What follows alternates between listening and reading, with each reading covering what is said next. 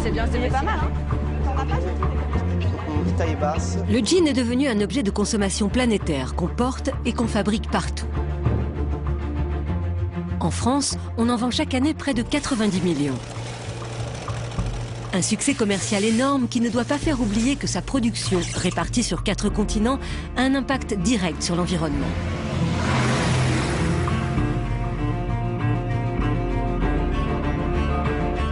De la récolte du coton à son assemblage en Tunisie, d'où il repartira vers l'Europe, le jean aura parcouru 1,5 fois le tour de la planète. L'acheminement de ces matières premières n'est pas sans conséquences. À lui seul, le transport par cargo représente 13% du total des émissions de CO2.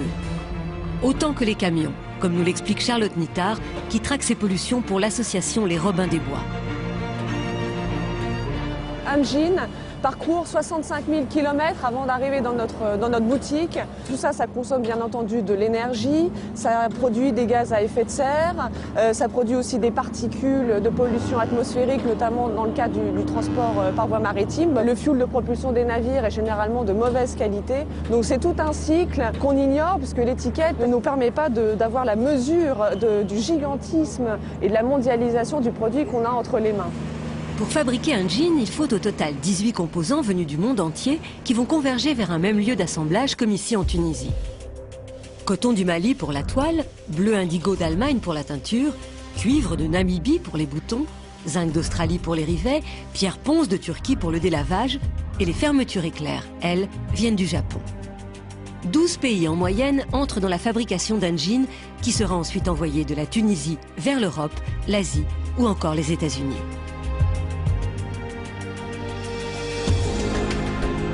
Si la moitié des dégâts écologiques d'un jean est liée au transport, l'autre moitié est causée par la culture de sa matière première, le coton.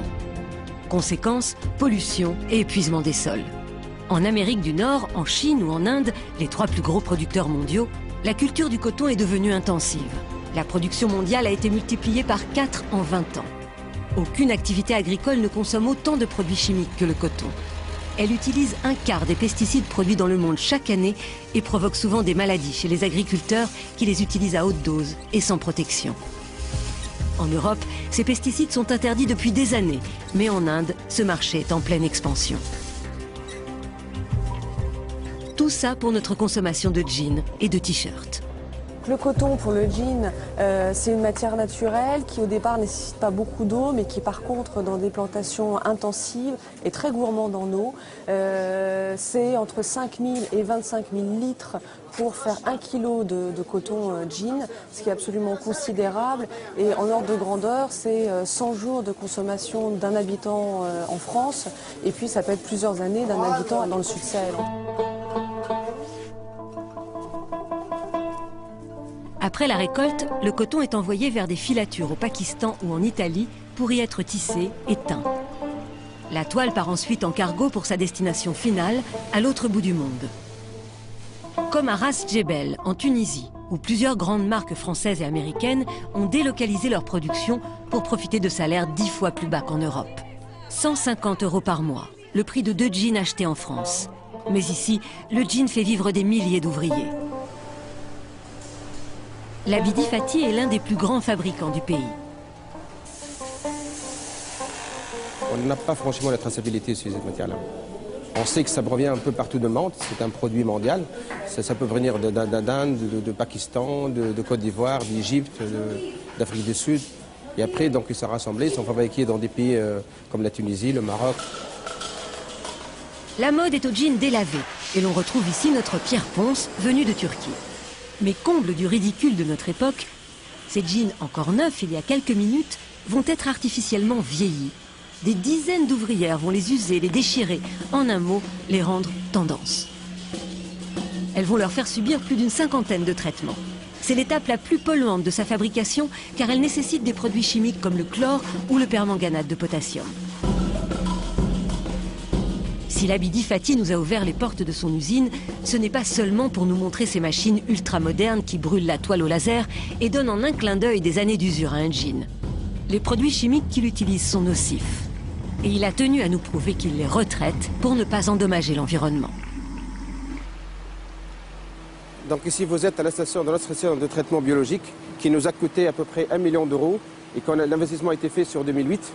Donc cet investissement nous permet aujourd'hui de traiter de manière biologique tous les eaux usées de notre usine et de ne pas déverser que de l'eau propre dans la nature. En Tunisie, la loi oblige les nouvelles usines qui s'installent à s'équiper de stations de retraitement.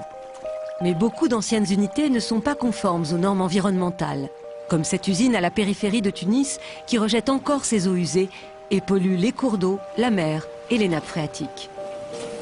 Si le client européen ferme les yeux, alors tous les abus sont possibles. Donc là, vous avez les rejets de l'usine qui est juste derrière et on comprend mieux quand on voit les rejets que certains industriels du jean se considèrent comme des industriels de la chimie. C'est-à-dire que dans ces eaux, on retrouve tous les résidus des différentes étapes de l'ennoblissement du textile, c'est-à-dire les produits qui sont mis pour la résistance au frottement du tissu, comme des formaldéhydes. On retrouve les résidus de teinture, parfois même les résidus des pesticides qui sont en amont dans les champs de coton.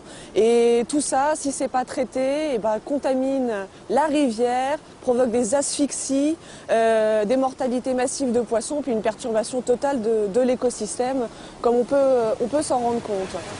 La plupart des usines en Tunisie ont fait des gros efforts au cours des dernières années. Par contre, en Asie, c'est pas du tout le cas. Et ce qu'on voit ici est la règle dans le milieu asiatique et notamment en Inde. Pollution, problèmes de santé pour ceux qui travaillent dans un grand nombre d'usines et dans les champs de coton. Le voyage du jean se dessine de pays en pays à travers des coûts de production toujours plus bas, au détriment des hommes et de la planète. Alors comment faire pour en alléger son empreinte écologique? Quelle est la solution pour ne pas porter un jean qui aura nécessité 1 litre de pesticides et consommé 25 litres de pétrole?